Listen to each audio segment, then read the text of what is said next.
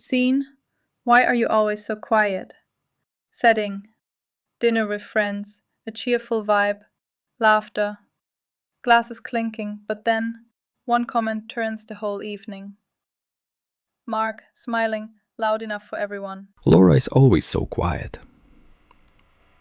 I guess she saves her words for arguments. Hey! Don't go all silent treatment on me now. We're just having fun. What I do? I don't raise my voice. I just raise eyebrows. I make her feel like the joke, not directly, that would be too obvious. So I lace it into the laughter, into the just teasing, into the way I say her name when everyone's watching. I call it fun. I make her the punchline, then act confused when she doesn't laugh. And when her face falls, I say she's too sensitive, can't take a joke. But that's the trick. If I keep turning her silence into comedy, she starts doubting her voice altogether. What I feel. Everyone was laughing, even me, at first, until I realized it was me they were laughing at. He always does this. Wraps humiliation in charm, then hands it to me like a gift. I sat there smiling, but inside I was folding in on myself, burning with shame I couldn't place. I didn't want to ruin the mood, so I swallowed it. Again. And every time he makes me the joke, I become a little less real to myself. Why it works, because it's not open cruelty. It's polished, social, packaged in smiles and sarcasm. No one sees the wound because it doesn't bleed. It bruises, and bruises are easier to hide. What should have been done? I should have spoken.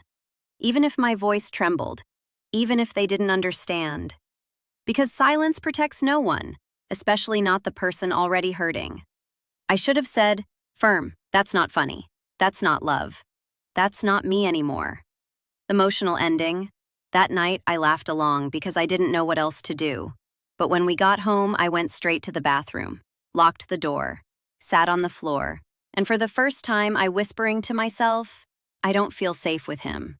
Not because he hits me, but because he hides the hit inside the humor. Ladies, the more you feel responsible for everyone's mood, the more I will let you carry mine too. The more you feel guilty for saying no, the more I will ask. The more you pity me when I play the victim, the more I will make you feel like the villain. You see, your kindness, I weaponize it. Your empathy, I wring it out. Your low self-esteem, that's my playground. So please, keep nurturing it. Keep apologizing for existing. Keep asking yourself, am I too much? Because as long as you keep shrinking, I never have to grow. And that is how I stay powerful. Don't fix your crown. Don't even remember you had one. I will gladly wear it for you. You told me I was too sensitive, too emotional, too dramatic. So I tried to become quiet, careful, small. I twisted myself into something palatable. And you still called me difficult. But now I get it. It was never about who I was. It was about how much smaller I could become before I disappeared completely. Here's the punchline. You didn't break me. I broke myself, piece by piece, to fit into the space you left for me. But I'm done. I'm done handing my joy over like a peace offering. I'm done apologizing for being alive. You called it love. I call it slow erasure. And now, I'm writing myself back in. I knew, but I stayed. Mark, you're absolutely right. I knew what you were doing. You never really hid it. You said it right to my face, with charm, with logic, with twisted sincerity, and I understood. God, I understood it all. So why did I stay? Why do women like me stay? Even after we've read all the books, watched all the videos, whispered all the red flags to ourselves in the dark. It's not stupidity. It's not weakness. It's survival.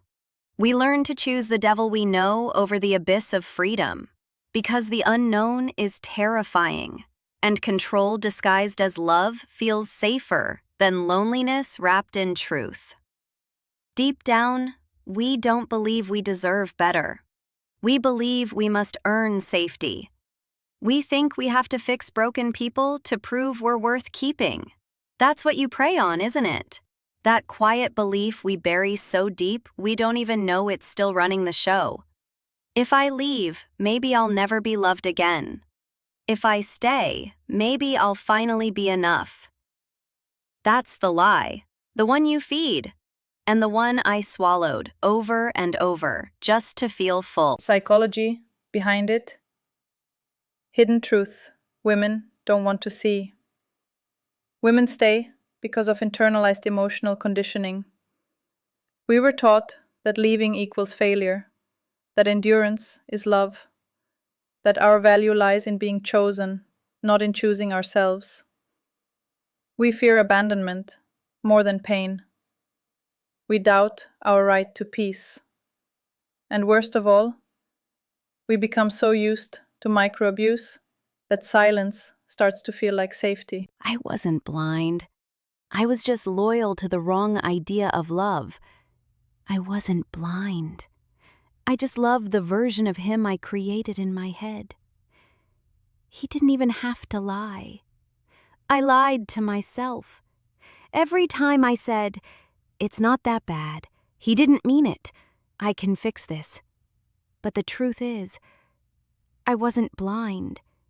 I just couldn't let go of the fantasy, even when it was killing me. Still calling it love?